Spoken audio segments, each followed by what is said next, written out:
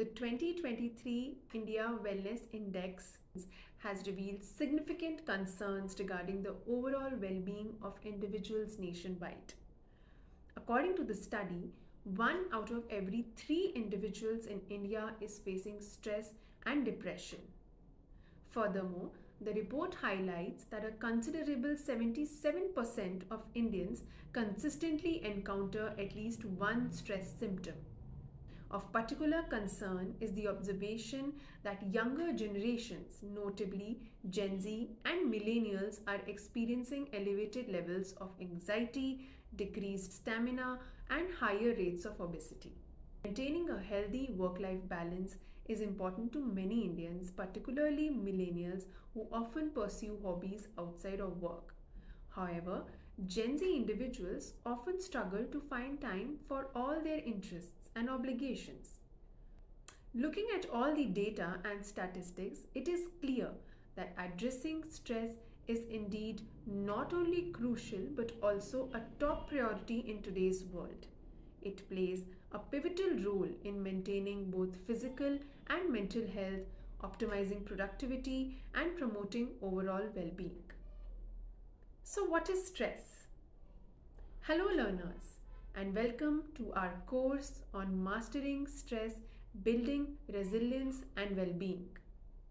Before we delve deep into the course, let me introduce myself and my organization. I, Chavi Bhardwaj, will be your trainer throughout this course. This course has been brought to you by Tech Mahindra Foundation, and I oversee the learning and development vertical of the same. Founded in the year 2006, Tech Mahindra Foundation is the corporate social responsibility arm of Tech Mahindra Limited, a Mahindra Group company. We work extensively on the vision of empowerment through education with 3 focus areas: education, employability, and disability, to empower all to rise.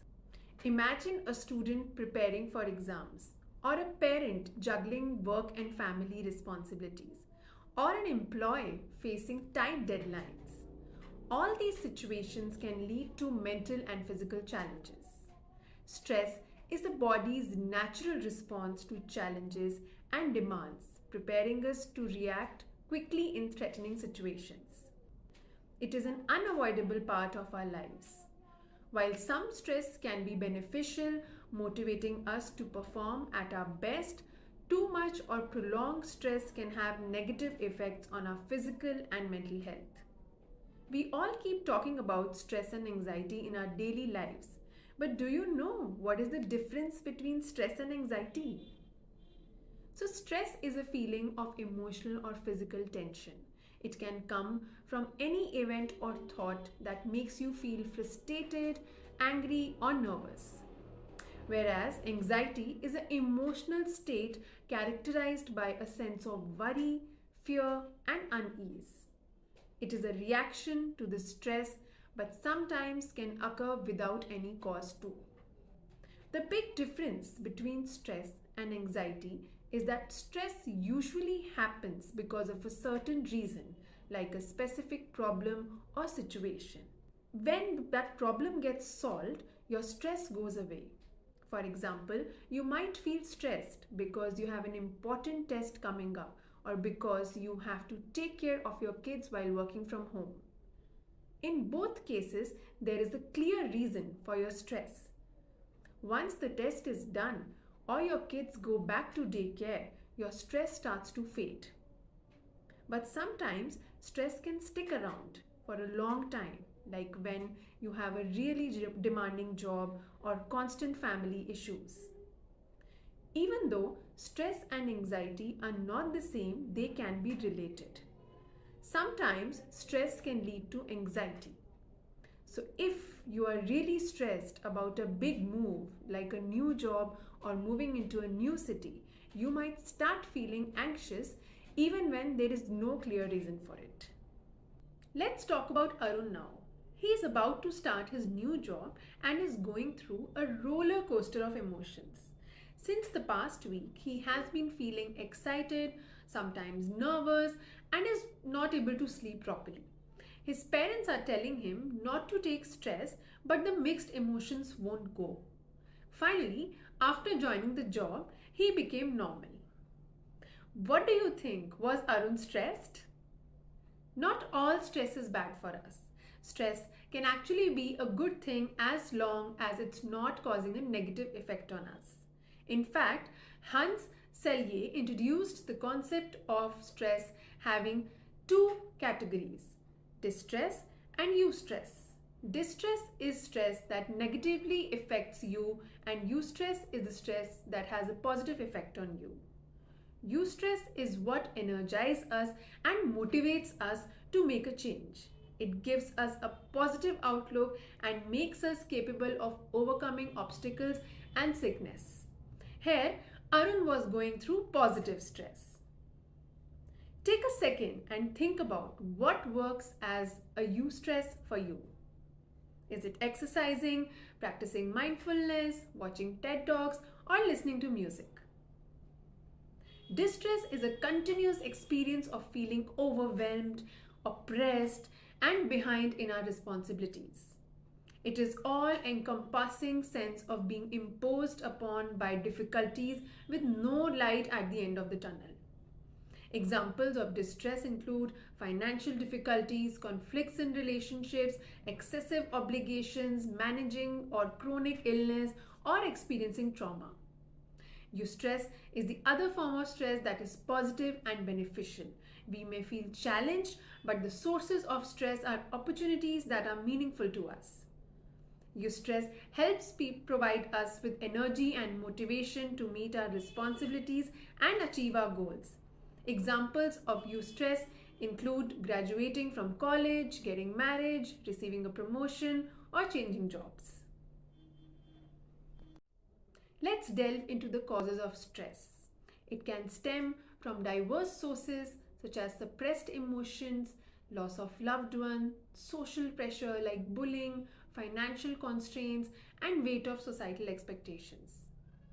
It's important to note that the causes of stress can vary widely from person to person, and what causes stress for one person may not be stressful for another. Additionally, challenges in family and relationships, health concern for oneself or loved ones, traumatic events like natural disasters or accidents can all contribute to the overall stress burden in life. Interestingly, stressors need not always be life-altering events.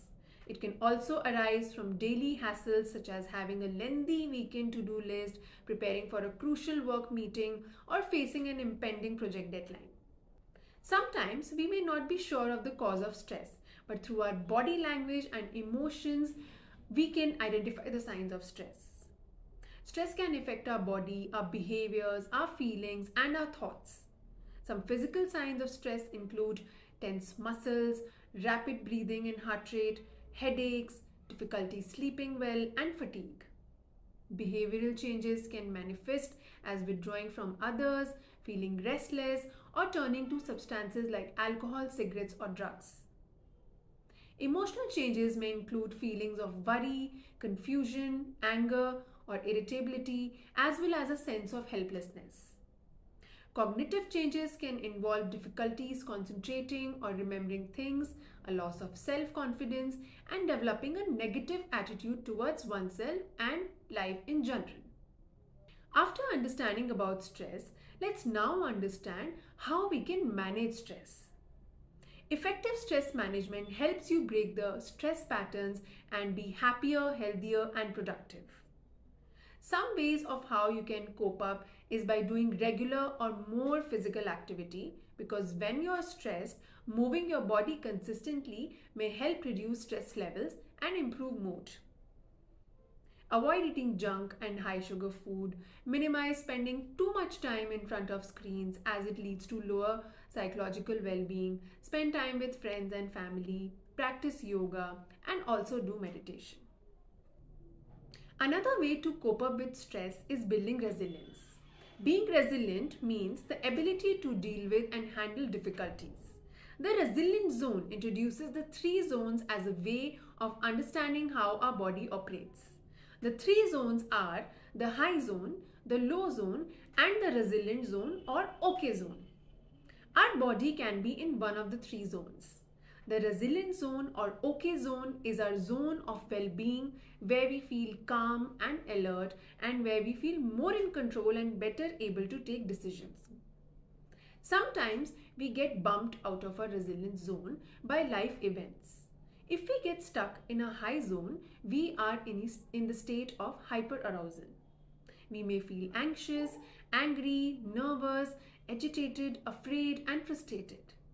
Physical symptoms may include shaking, rapid and shallow breathing, headaches, nausea, tightness in our muscles, and indigestion. If we get stuck in the low zone, we experience the effects of hypoarousal. This can have us feeling lethargic, exhausted, lacking in energy. We may feel isolated or lonely, numb, unmotivated, and uninterested in activities that we would normally enjoy. It's important to note that since the high zone and the low zone are both states of dysregulation, they are not opposite to each other. They may share certain physical characteristics, and when we are dysregulated, we may bounce between the high and the low zone. When in a situation of stress, we should identify the zone we are in and try to bounce back to the OK zone, the resilient zone. When we learn to remain in a resilient zone, there are many health benefits for our body, including being able to maintain peace of mind and greater control over our behavior and our emotional reactions. Congratulations! You have completed the Managing Stress, Building Resilience and Wellbeing course. I hope your journey does not end with this course. If anything, this is just the beginning. Through this course, we try to understand stress in detail and explore the coping strategies for stress and also the resilient zones. All the best for your future endeavors.